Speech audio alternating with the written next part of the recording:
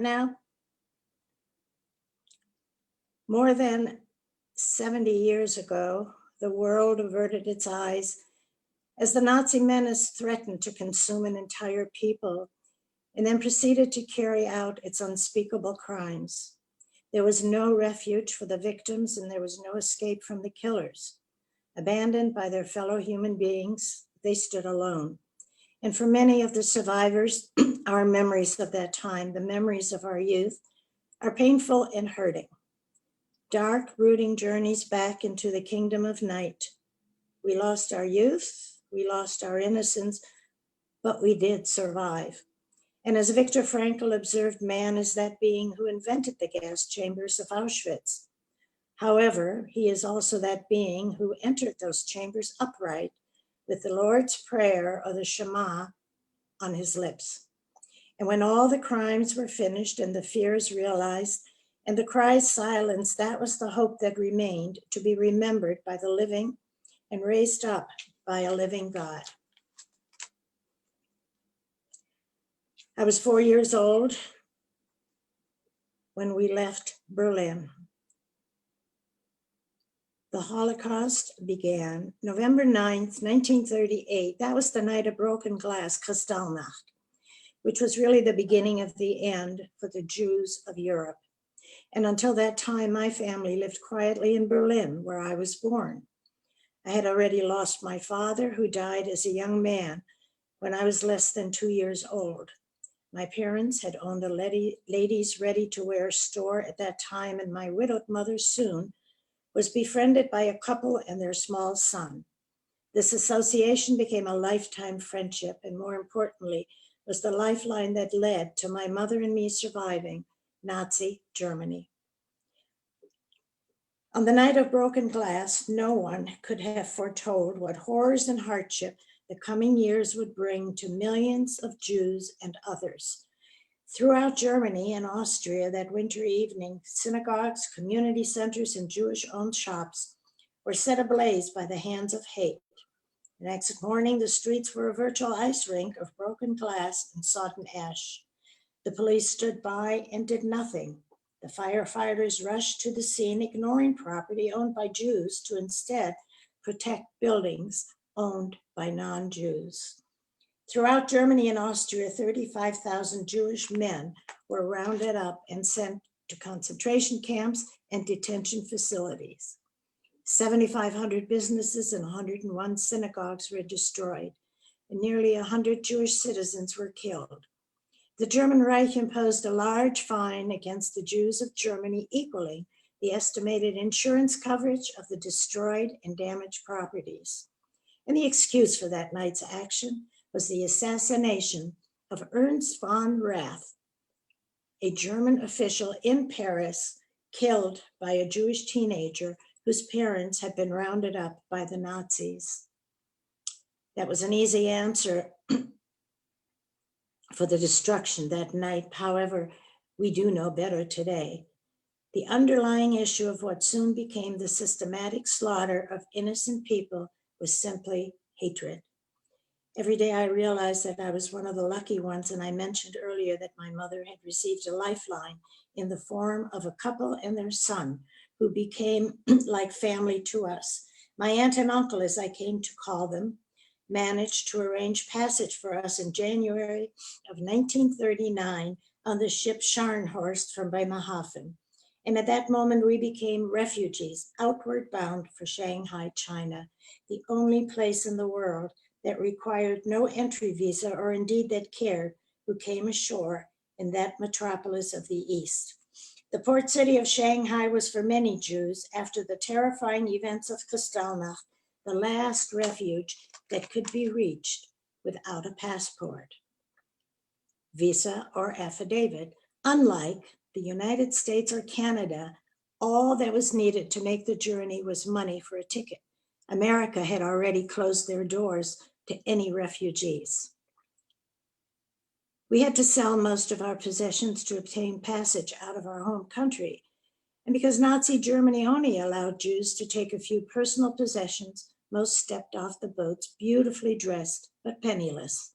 And for a short period during 1939, Even though we were in Shanghai, our exile status was politically not yet quite apparent. We had valid German passports, even though a red stamped J was on the facing page of my mother's passport, along with a red stamped Sarah above her name. You see, the Nazis identified every Jewish woman as Sarah and every Jewish man as Israel. You simply lost your identity. And then Germany passed a new law that invalidated our passports and removed citizenship from us. We became stateless persons, and that meant, especially in the first half of the last century, that we were non-persons. And I can tell you that in recent years, Germany has offered us citizenship if we would like to take it again.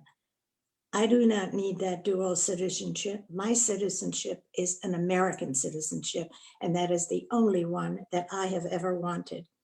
In the years between 1939 and 1941, approximately 20,000 European Jews fled to Shanghai, one of the few safe havens in the world where one could go to escape the Nazis.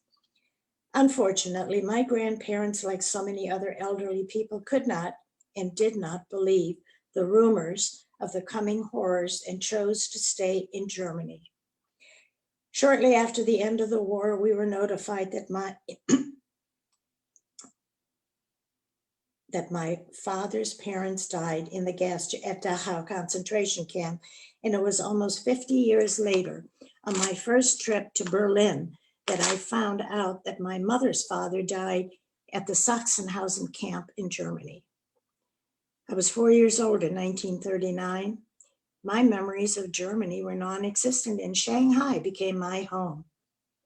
I attended an English-speaking Jewish school, which was built for the refugee children by Sir Horace Kaduri, a wealthy Jewish philanthropist from Hong Kong.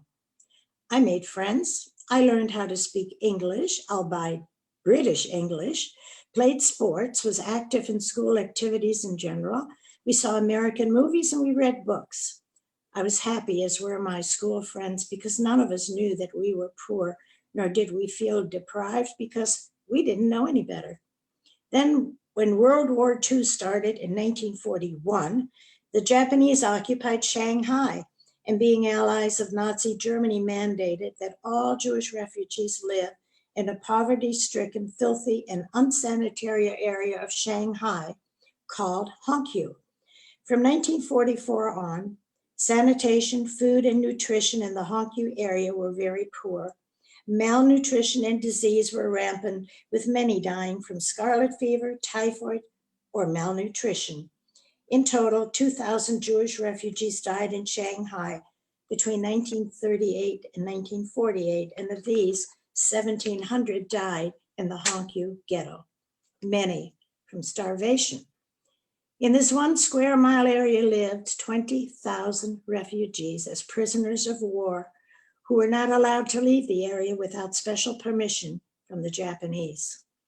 Overcrowding, poverty, hunger, disease, and even prostitution became facts of life. And the greatest threat to the Jewish refugees occurred on July 19, 1942, when a German U-boat came into Shanghai harbor carrying SS Colonel Joseph Meisinger, the infamous butcher of Warsaw, to serve as representative of the Gestapo from Tokyo to Shanghai. His mission was to pressure the Japanese to liquidate the Hongqiu ghetto of its Jewish inhabitants. The plan, never implemented, involved rounding up Jews in the synagogues on Rosh Hashanah, loading them on ships to either starve or to place them in concentration camps. These plans were realistic, as the Japanese had already set up camps for thousands of Chinese prisoners. Fortunately, the Japanese Vice Consul Shibota was not interested in Meisinger's plans, and the SS had no real power in Shanghai. Life in Shanghai was primitive. Staying healthy was a constant problem. Food was rationed and obtained mostly from a soup kitchen. And I remember fighting with my cousin about a piece of bread.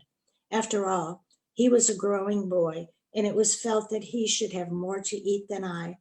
I was so undernourished that at the age of 13, when I arrived in the United States, I weighed 65 pounds.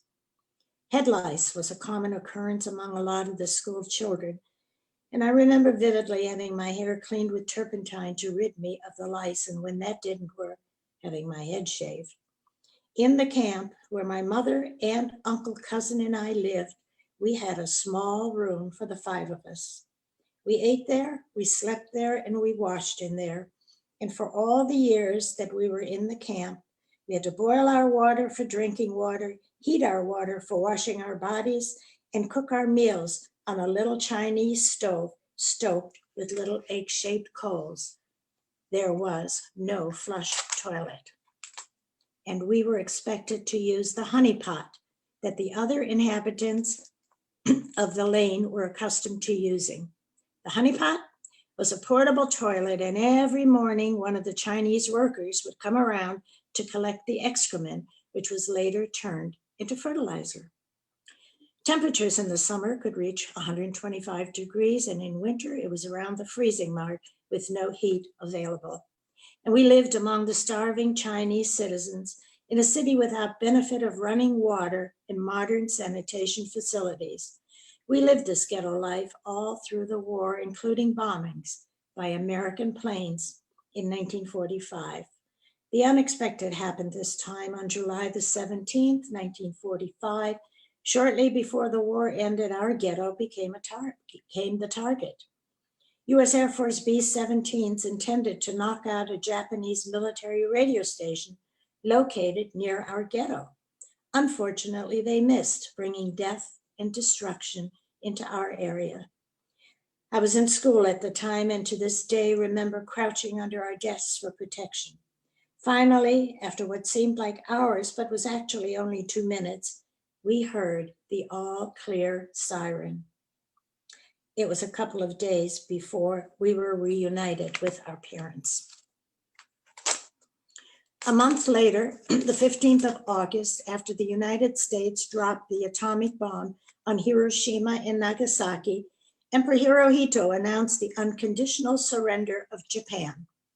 And on the 2nd of September, President Harry Truman officially proclaimed VJ Day as the Japanese surrender was signed aboard the U.S. battleship Missouri at 10:30 a.m. Peace is here. Shouts of joy rang through the ghetto, and it was like a dream. It seemed unreal. But when peace came to Shanghai, so did the realization of what had happened in Europe.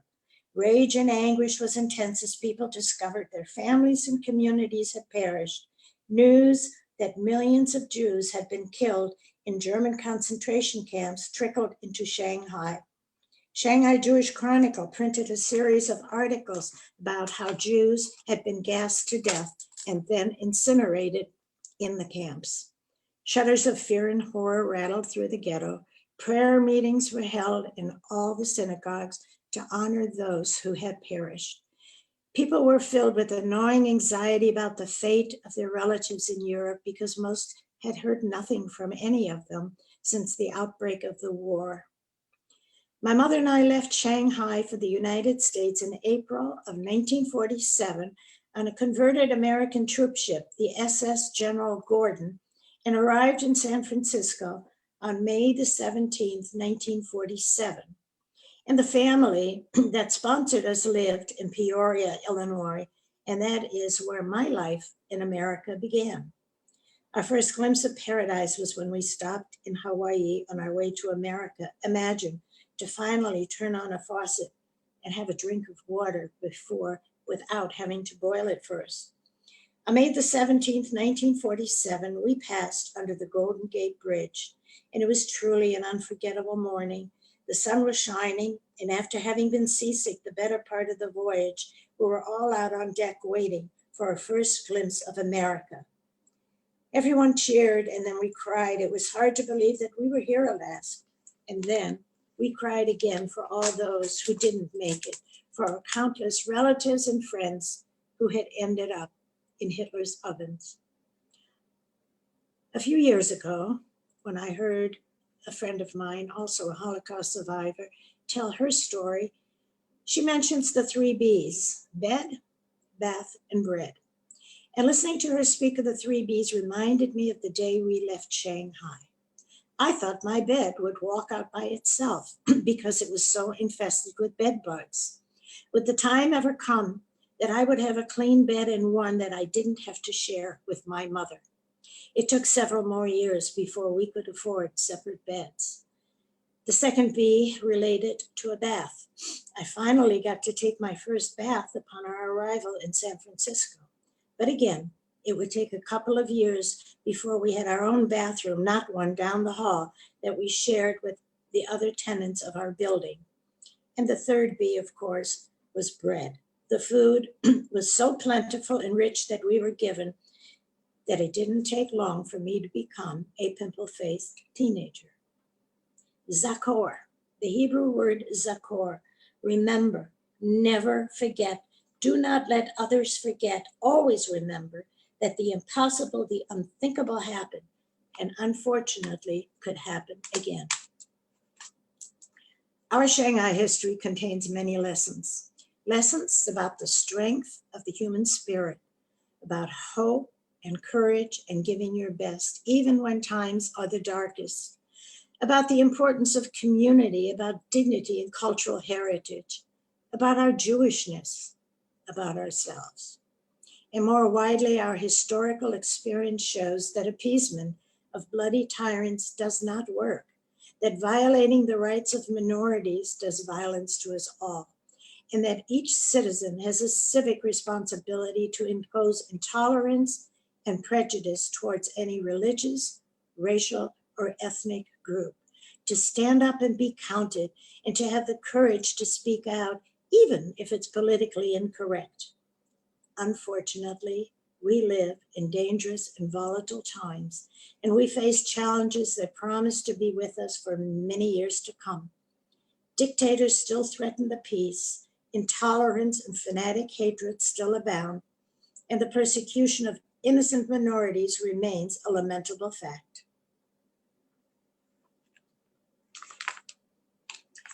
Survivors are concerned about how the events in our lives will be described when we are no longer here to personally tell our stories. We have memories of our childhood, of vibrant and vital Jewish communities, of grandparents, parents, brothers, and sisters.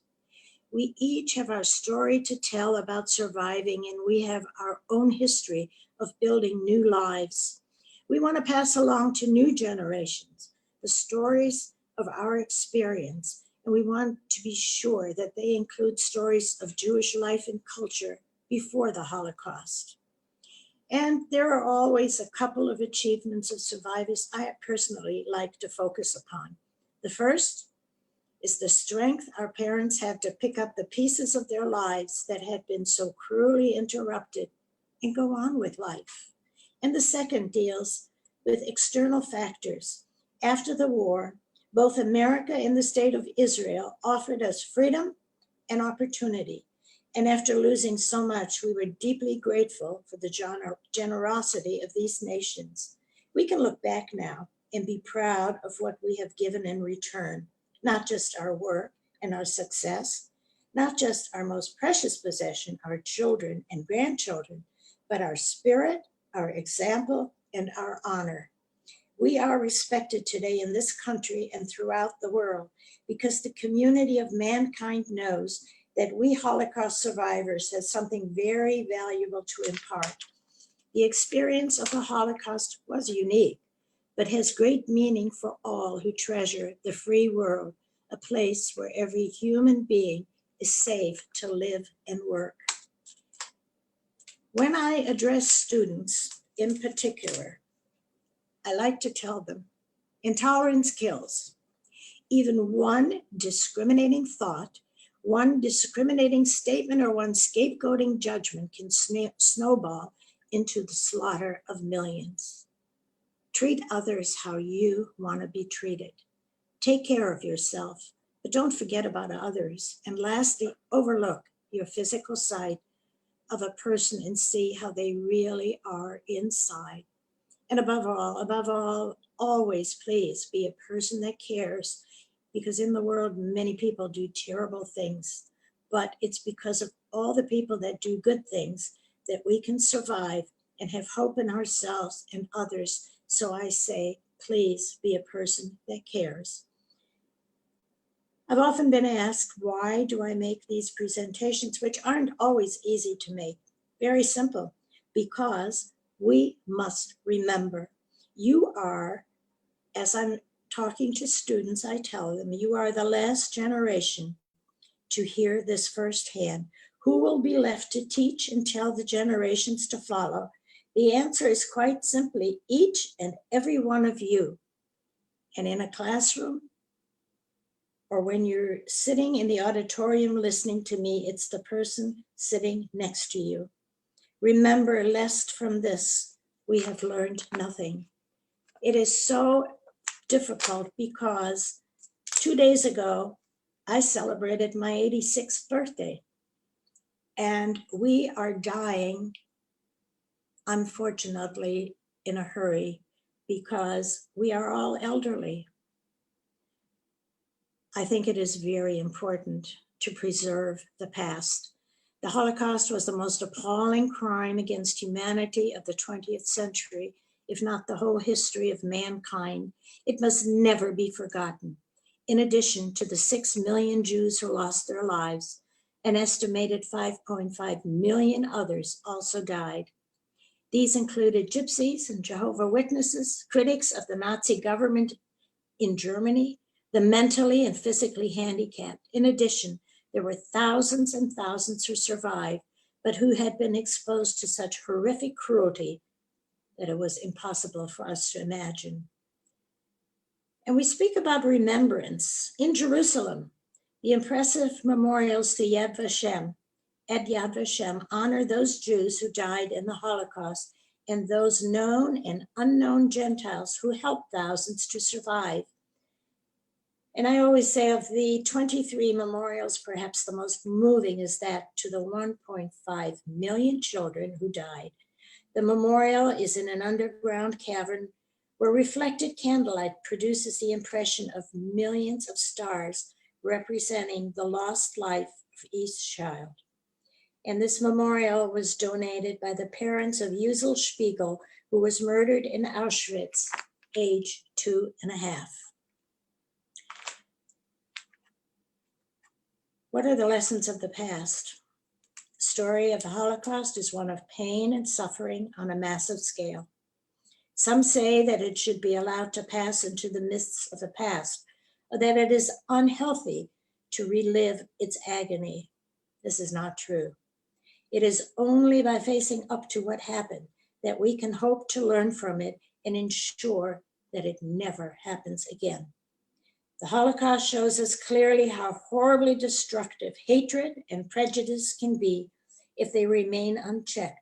It warns us against the arrogance of those who claim to be superior to others, and it alerts us to the dangers when the strong exert uncontrolled power over the weak. The circumstances under which Hitler rose to power in Germany are a reminder of the way in which social and economic hardships can provide opportunities for fanatical leaders to seize power. The world needs these reminders. Racism still exists, as do intolerance and hatred. Genocide continues. So-called ethnic cleansing threatens to darken the 21st century as the Holocaust did the 20th.